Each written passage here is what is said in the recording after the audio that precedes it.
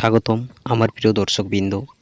আজকের ভিডিওতে আমরা আলোচনা করব ভারতীয় চলচ্চিত্রের ইতিহাসের একটি মাইলফলক মহাকাব্যিক সিনেমা বাহুবলী সম্পর্কে। আপনারা অনেকেই হয়তো এই সিনেমা দেখেছেন, কিন্তু আজ আমি আপনাদের সামনে নিয়ে আসছি বাহুবলী সম্পর্কে কিছু অসাধারণ তথ্য। তো চলুন শুরু করা যাক।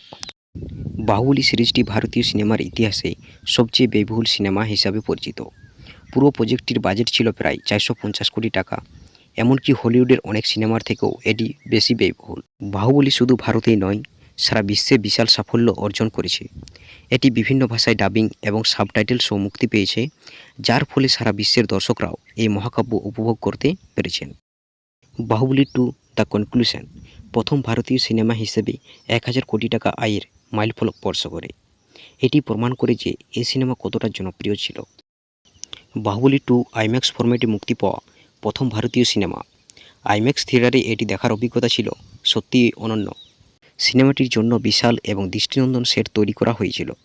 মাহুসমতি সাম্রাজ্যের বিশাল সেট এবং দৃশ্যগুলি দর্শকদের মুগ্ধ করেছে। বাহুবলী সিনেমায় ব্যবহৃত ভিএফএক্স এবং বিশেষ প্রভাবগুলি এতটাই নিখুঁত যে দর্শকরা সেগুলি দেখে মুগ্ধ হয়েছেন। এই দিক থেকে বাহুবলী ভারতীয় সিনেমার মানকে এক নতুন উচ্চতায় নিয়ে গেছে। বাহুবলী সিরিজটি বিভিন্ন আন্তর্জাতিক চলচ্চিত্র উৎসবে প্রশংসিত হয়েছে এবং বিভিন্ন পুরস্কার অর্জন করেছে। এটি আমাদের দেশের জন্য একটি গর্বের বিষয়। সিনেমাটির চরিত্রগুলি ছিল গভীর এবং জটিল। বিশেষ করে বাহুবলী এবং ভল্লাল দেবের দ্বন্দ্ব কাহিনীর মোচড়কে আরও বেশি আকর্ষণীয় করেছে। বাহুবলী সিনেমার প্রচারণা এবং বিপণন কার্যক্রম ছিল বিশাল এবং সুসংগঠিত। এর ফলে সিনেমাটি মুক্তির আগেই দর্শকদের মধ্যে বিশাল আগ্রহ সৃষ্টি করেছিল। সিনেমাটির সঙ্গীত এবং ব্যাকগ্রাউন্ড স্কোর দর্শকদের মধ্যে আলাদা প্রভাব ফেলেছে।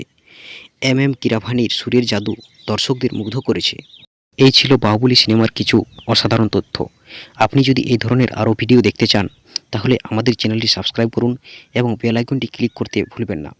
ভিডিওটি যদি ভালো লেগে থাকে তাহলে লাইক দিন এবং আপনার বন্ধুদের সাথে শেয়ার করুন। ধন্যবাদ। আবারও দেখা হবে নতুন কোনো ভিডিওতে। ততক্ষণ পর্যন্ত ভালো থাকুন, সুস্থ থাকুন। বিদায়।